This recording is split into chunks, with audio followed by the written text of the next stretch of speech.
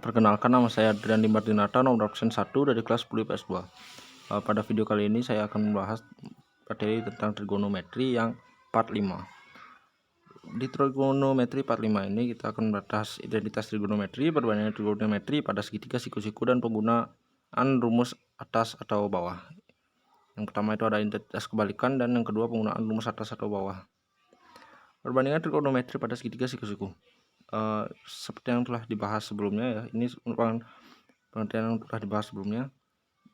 Di sini ada gambar sebuah lingkaran.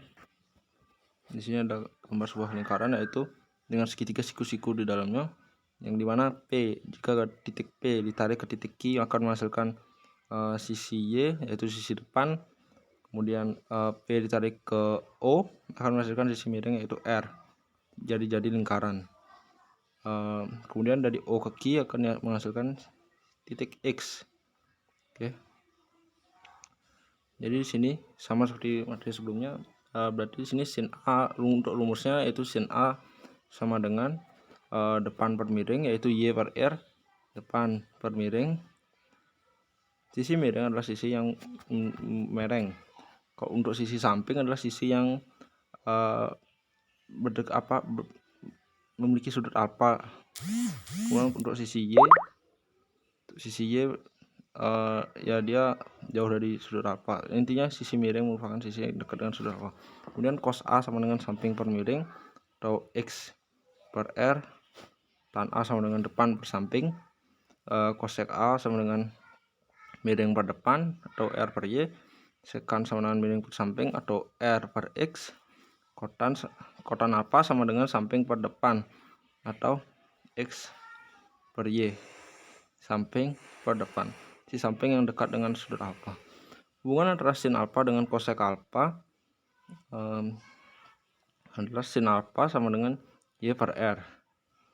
Oke, Y per R. Jadi kalau cosec alfa dia 1 per R per Y. Cosec alfa ini, cosec alfa L per Y. Jadi benar ya. Sama dengan 1 per cosec alfa. Hubungan antara cos alfa dengan sekan alfa adalah cos alfa sama dengan X per R, cos alfa X per R, kemudian sekan alfanya sama dengan R per X. Jadi X per R sama dengan 1 per R per X sama dengan 1 per sekan alfa. Kemudian hubungan antara tan alfa dengan kotan alfa adalah tan alfa itu dia rumusnya Y per X dan kotan alfa memiliki rumus 1 per X per Y. Berarti dia hasilnya 1 per kotan alfa. Untuk lebih jelasnya akan saya jelaskan di latihan soal. Identitas terbalik. Berdasarkan hubungan trigonometri yang ada, maka dapat disimpulkan bahwa suatu identitas terbalik yaitu adalah sin alfa sama dengan 1 per cosec alfa, atau cosec alfa sama dengan 1 per sin alfa, cos alfa sama dengan 1 per sekan alfa, atau sekan alfa sama dengan 1 per cos alfa, tan alfa sama dengan 1 per kotan alfa, atau kotan alfa sama dengan 1 per tan alfa. Berikut lebih jelasnya melalui contoh soal. Perhatikan gambar berikut ini. Di sini diketahui sisi sampingnya 6 cm, sisi miringnya 12 cm, dan sisi depan 3 cm. Berdasarkan gambar tersebut, buktikanlah bahwa cos alfa sama dengan 1 per sekan alfa. Berarti di sini rumus cos alfa adalah samping per miring. Cos alfa sama dengan samping per miring, atau X per R.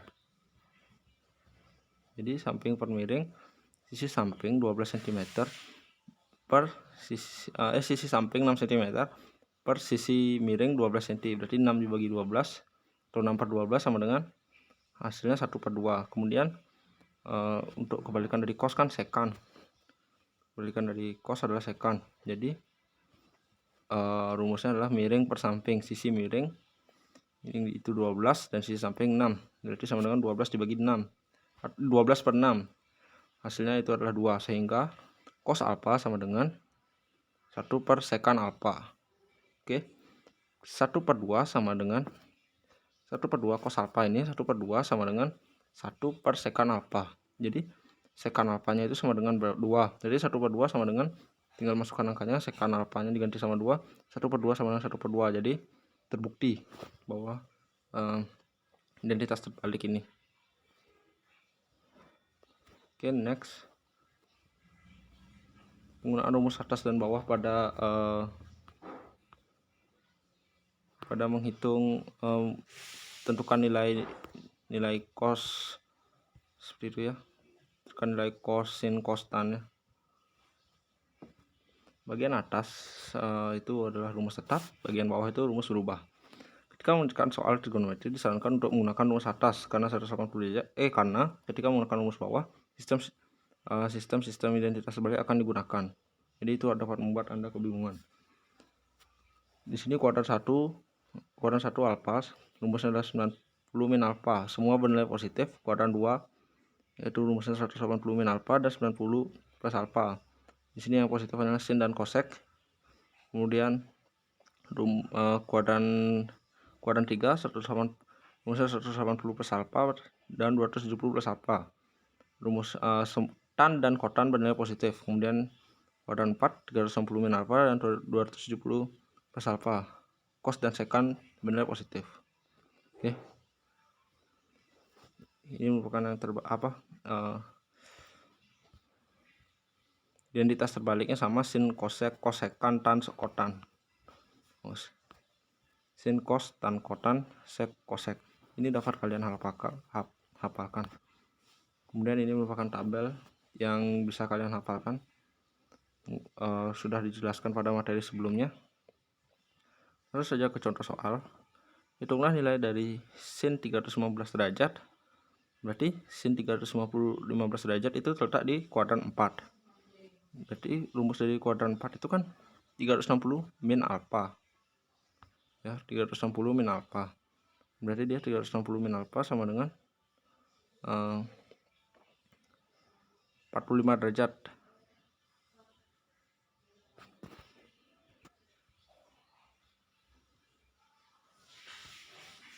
Maaf, 360 derajat min 45.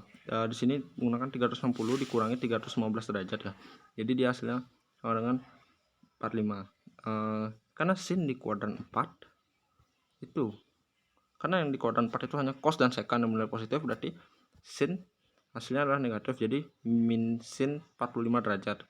Jadi minus sin 45 derajat hasilnya adalah sin 45 derajat 1/2 akar 2.